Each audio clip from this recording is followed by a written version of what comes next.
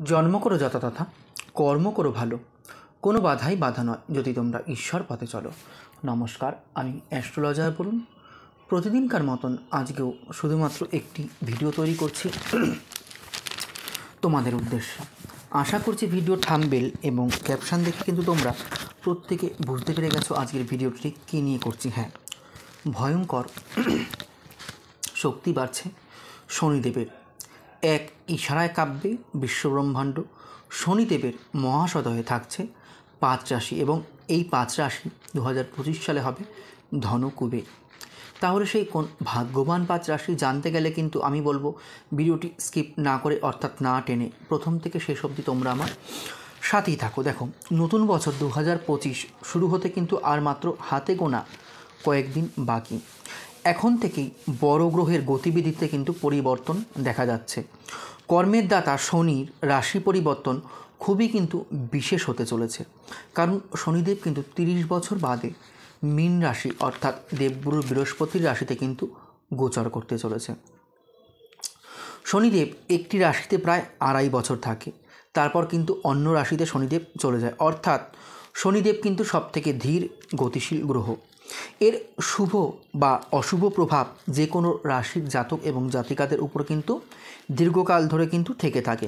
29শে March 2025 শনি কিন্তু বৃহস্পতির রাশি মীন রাশিতে কিন্তু প্রবেশ করবে 30 বছর পর, যেখানে জুন মাসের 3 তারিখ 2027 সাল অবধি কিন্তু থাকবে।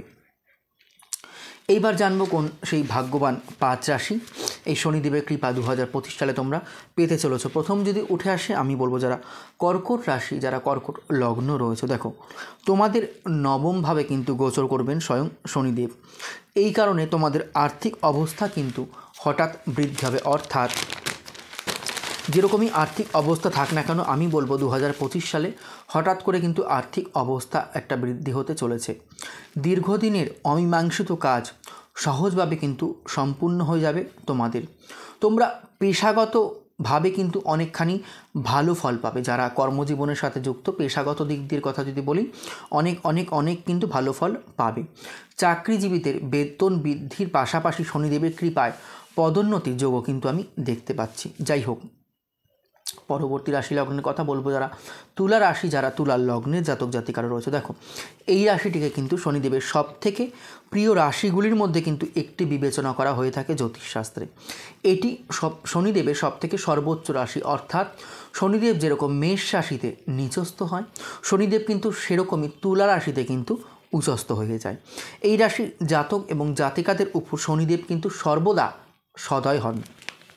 জন্মকুণ্ডলিতে শনি গ্রহ সঠিক স্থানে থাকলে তা মানুষের কিন্তু অনেক উন্নতি দেয়। যারা তুলা রাশি, তুলার লগ্নের জাতক জাতিকারা রয়েছে, তোমাদের নতুন বছরে কিন্তু আর কোনো সমস্যায় পড়তে হবে না। কারণ তুলা রাশি, তুলা লগ্নের এতদিন শনিদেব পঞ্চমভাবে ছিল, পূর্বজন্মের কোনো পারদ্য ফল দিচ্ছিল তুলা রাশি, তুলা লগ্নের জাতক জাতিকাদের। এবার কিন্তু ষষ্ঠভাবে চলে যাবে শনিদেব। আর এই 2025 সালে 29শে মার্চের পর যখন শনিদেব ষষ্ঠভাবে যাবে, শনিদেব কিন্তু ষষ্ঠভাবে সর্বদা ভালো ফল দিয়ে থাকে।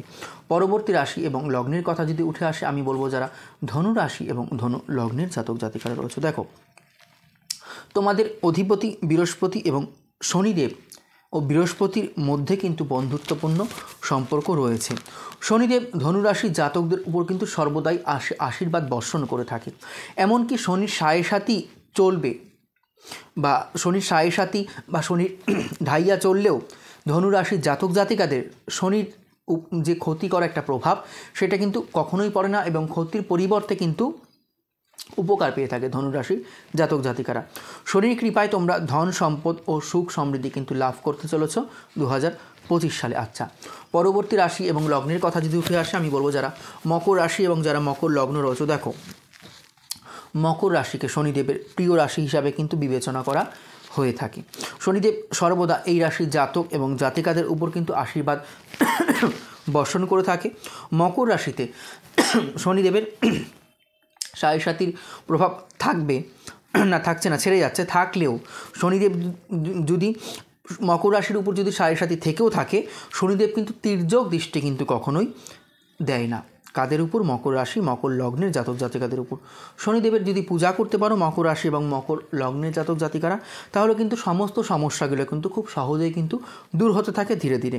আচ্ছা, পরবর্তী রাশি লগ্নের কথা যদি উঠে আসে, আমি বলবো যারা কুম্ভ রাশি, যারা কুম্ভ লগ্নের জাতক জাতিকারা রয়েছে। দেখো, কুম্ভ রাশি কিন্তু হলো শনিদেবের মূল ত্রিকোণ রাশি, এটা কিন্তু আমরা প্রত্যেকেই জানি। কুম্ভ রাশির জাতকরা কিন্তু প্রায় ধনী এবং সুখী হয়ে থাকে।